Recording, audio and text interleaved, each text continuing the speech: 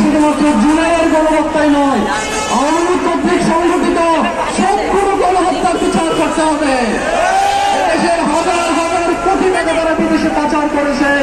এই পাচারকৃত অর্থসমূহ শুধু ফিরিয়ে আনা নয়, যারা এই পাচার কাজের সাথে জড়িত ছিল তাদেরকেও বিচারের আওতায় আনতে হবে।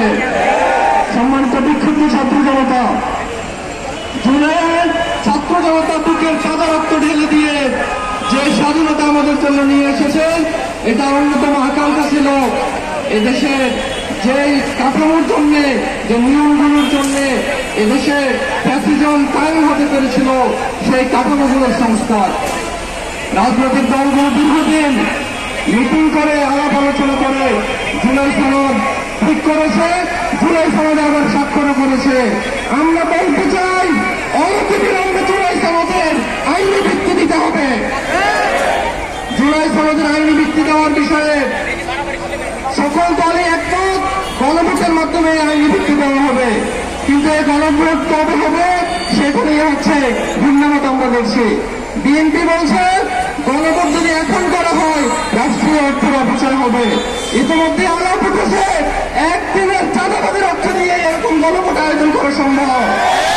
আমরা বলতে চাই, শুধু চাঁদাবাজির অর্থ নয়, যে রাষ্ট্রীয় কাঠামোর জন্য আওয়ামী লীগ হাজার কোটি টাকা দেশ থেকে লুট করেছে, সেই লুট বন্ধ করতে হলে অবশ্যই জুলাই সনদকে দ্রুততম সময়ের মধ্যে আইনি কাঠামো দিতে হবে, আইনি ভিত্তি দিতে হবে। বিএনপির বক্তব্য হচ্ছে বিএনপি কিছু বিষয়ে নোট অফ ডিফেন্স দিয়েছে। জুলাই সনদের গণভোটের ইস্যুতে কোনো নোট অফ ডিফেন্স নাই। নোট অফ ডিফেন্সের কথা কোনো দলের চাই নাই, শুধু তো বিএনপির ব্যাপারে নয়, বরং আমরা দেখি বিএনপি এমন কতগুলো বিষয়ে নোট অফ ডিফেন্স দিয়েছে যেগুলো অবাস্তবায়িত থাকলে জুলাই বিপ্লবের আকাঙ্ক্ষায় অধরা থেকে যাবে। আমরা দেখি টিএসপির সংস্কারের যে প্রস্তাব, সনদের সেই অংশটিতে বিএনপি নোট অফ ডিফেন্স দিয়েছে। দুদককে আরো কার্যকর করার যে প্রস্তাব, সেটাতে যারা নোট অফ ডিফেন্স দিয়েছে। সংসদকে আরো জবাবদিহিমূলক করার যে প্রস্তাব, সেটাতে নোট অফ ডিফেন্স দিয়েছে। সংসদে সংবিধানের ৭০ নম্বর ধারার সংশোধনের যে প্রস্তাব, সেটাও তারা নোট অফ ডিফেন্স দিয়েছে।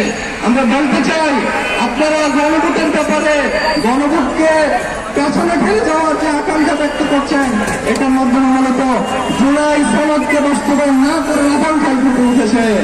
কিন্তু আমরা স্পষ্টভাবে বলতে চাই, রাষ্ট্রীয় অর্থ খরচ করে দীর্ঘদিন আলাপ আলোচনা করে যে জুলাই সনদ স্বাক্ষর হয়েছে, অনতিবিলম্বে এই নভেম্বরের মধ্যেই গণভোট আয়োজনের মাধ্যমে সেই জুলাই সনদকে আইনি ভিত্তি দিতে হবে। আমরা অন্তর্বর্তীকালীন সরকারকে বলতে চাই, কোন দল কি বলেছে সেটা আপনাদের দেখার বিষয় নয়, আপনাদের দেখার বিষয় হচ্ছে জুলাই বিপ্লবের আকাঙ্ক্ষা কি। জুলাই বিপ্লবের আকাঙ্ক্ষা হচ্ছে সংস্কার, জুলাই বিপ্লবের আকাঙ্ক্ষা হচ্ছে জুলাই সনদের আইনি ভিত্তি। সুতরাং আমরা আশা করব দ্রুততম সময়ের মধ্যে আপনারা গণভোট আয়োজন করে জুলাই বিপ্লবের এই আকাঙ্ক্ষাকে পূরণ করবেন। সম্মানিত উপস্থিতি, আমরা দেখছি দেশের নানা স্থানে নিষিদ্ধ আওয়ামী লীগ আমাদের উঁকিঝুঁকি দেওয়ার চেষ্টা করছে। এদেশের ছাত্র জনতা সজাগ আছে, যে ছাত্র জনতা এদেশ থেকে বিতাড়িত করেছে, সেই ছাত্র জনতাই এই দেশে আওয়ামী লীগের পুনর্বাসনকেও ঠেকিয়ে দিবে ইনশাআল্লাহ। আমরা অন্তর্বর্তীকালীন সরকারকে দৃঢ়তার সাথে বলতে চাই, আপনারা এই নাশকতাগুলোর ব্যাপারে আরো কঠোর পদক্ষেপ গ্রহণ করতে হবে এবং নিষিদ্ধ আওয়ামী লীগের কোনো ধরনের অপতৎপরতা যেন এদেশে সংগঠিত না হয় সেটা আপনাদেরকে নিশ্চিত করতে হবে। গাজীপুরের ছাত্র জনতা আপনারা কি আওয়ামী লীগকে মোকাবেলা করার বিষয়ে প্রস্তুত? শুধু গাজীপুর নয়, সারা দেশের বিপ্লবী ছাত্র জনতা আওয়ামী লীগের অপতৎপরতা ঠেকানোর জন্য প্রস্তুত রয়েছে। আমরা দৃঢ়তার সাথে বলতে চাই, আওয়ামী লীগের সকল অপতৎপরতা অনতিবিলম্বে বন্ধ করতে হবে। অনতিবিলম্বে জুলাই সনদের আইনি ভিত্তি দিতে হবে এবং আওয়ামী লীগ যে গণহত্যাগুলো সংঘটিত করেছে সবগুলো গণহত্যার বিচার দ্রুততম সময়ের মধ্যে সম্পন্ন করতে হবে। সেই উদাত্ত আহ্বান রেখে আপনারা গাজীপুরের নানা শিক্ষা প্রতিষ্ঠান থেকে প্রান্ত থেকে এসে আজকের এই বিক্ষোভ মিছিল এবং সমাবেশকে সফল করেছেন।